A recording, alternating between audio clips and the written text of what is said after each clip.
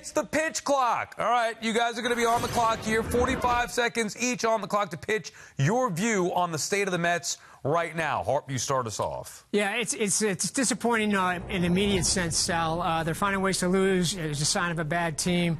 But you know what? We knew coming in, this team to be a legit contender had to have a lot of best-case scenarios, and instead they've had a lot of worst-case. Senga, Diaz, Lindor, Alvarez hurt, all that stuff, McNeil. So not that surprising. And I still think big picture-wise, I think Steve Cohen's doing this the right way, trying to draft and develop and build this from within a sustainable winner. You know, I think the best news for the Mets is they got some position player prospects. We knew that, but they finally seem to be developing homegrown pitching again, which is crucial. You got Scott, as you mentioned. You got some other guys, Tidwell, Sproat, those guys that are coming. So I think as bad as it looks right now, I think by next year this team could have a whole different look, could be a contender again. You know, interesting to hear you say it, Harp, even with some time on the clock here, that almost everything that could go wrong for this Mets team has gone wrong for this Mets team. Tony, you're up. What do you got? Well, I will skip over the pleasantries because it's hard to be pleasant, right, about the state of the 2024 Mets and how they've performed so far. But it is early.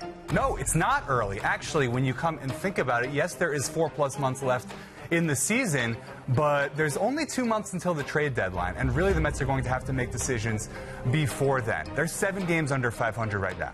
Over the next 6 weeks, if they cannot go on a run and show that they are better than this, that they are at least a 500 or ideally a little better than 500 team, then there's going to be some hard decisions. And at that point, if the Mets are still 5, 6, 7 games under 500, it's going to be hard for me to sit here and say that they deserve to be kept together at that deadline. They need to prove it over the next 6 weeks. It is not early. It is actually getting late for this Mets team. I think they recognize it, but they need to play better right now if they want to last year. You ran out of time there, Tony, but I like what you're saying there. I think the Mets have to make that decision like now. If it's a tough decision, then they're in the wrong business. This is an easy decision for me. You've seen already what this team is. It's not worth investing in, but it is something that they're actually going to have to decide by the deadline. All right, Will, what do you got? You're on the clock. Well, it's fitting that we're being timed for this because after yesterday's game, I asked Francisco Lindor, hey, how much time do you guys think you guys have left to turn things around? And his reply was, not a lot. And he's right, as Sal just mentioned. Because what I've heard is that the Mets will look at the next couple of weeks, maybe 2 or 3 weeks, and then they may have to be making a decision here, a hard one, to change some things around unless things turn around for their position players and their core, unless those guys step up and perform. Lindor, Jeff McNeil, Pete Alonso, Brandon Nimmo.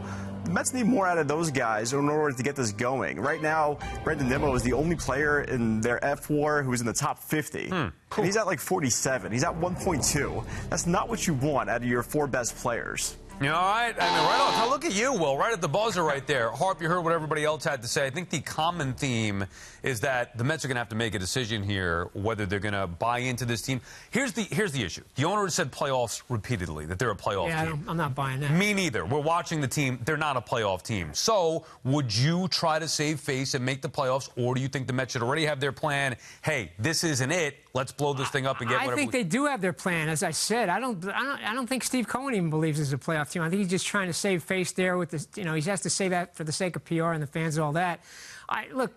Whether they maybe the hardest decision is what they do with Alonso. Do they trade him or not? Other than that, I think everything kind of falls into place for next year and beyond because there's not a lot of guys here that are going to be here. I mean, you got to find out about guys like Vientos, a couple of young guys, but otherwise it's most coming from the farm system. And then Cohen's going to spend again when it comes down to it on free agency, whether it's Soto, maybe Corbin Burns, somebody like that. It's going to have an whole different look next year. See, but Harper, I think this could still go either way, and it's easy to get stuck in this right now, right? Because the Mets are not playing well.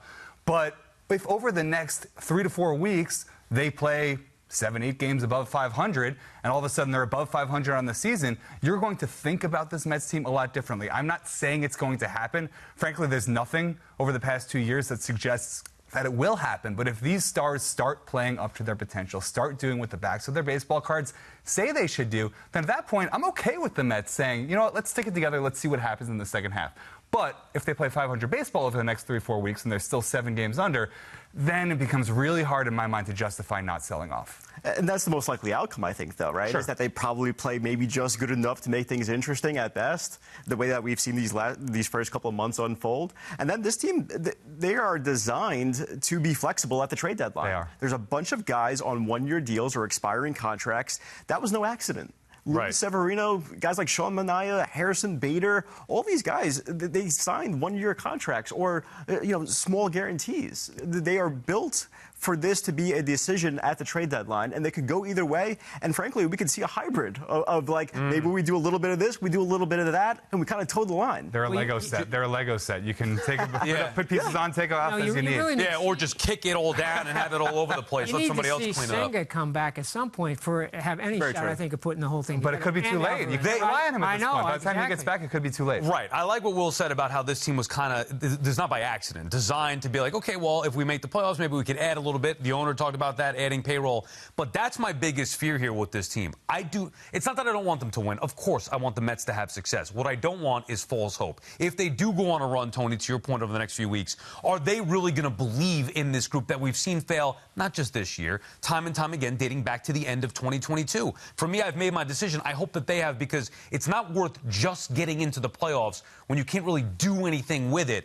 I'd rather build for the future. That's the plan. The plan is restock the farm, build for the future. Supplement that, obviously, in free agency in the offseason, which they're going to do. But I'd rather trade pieces now than add to this team that I just do not believe in. But here's the thing, Sal. For them to get even to 500 in the next month or so, they have to play really good baseball. It's tough to make up seven games or more above 500 over not that long a time. So they're going to have to play really, really well against, by the way, some really good teams, 3 West Coast teams coming in here this homestand. So it's not going to be easy. To Will's point, it's somewhat unlikely to happen. But if the Mets manage to do it, I think at that point, they have deserved your faith, and they have deserved to stay together. Don't forget one thing. The bullpen's been such a strength. Yeah. Now, Diaz is a mess. Raley's out for the year, and Garrett's finally kind of regressing to the mean. So there's a lot of issues there. I think you just nailed it. Yeah. To me, the nail in the coffin, Diaz. I mean, he was supposed to be one of their MVPs 100%. and the reliable guy. When he has to get removed from the closer's role before Memorial Day, you know what? Maybe it's not your year again.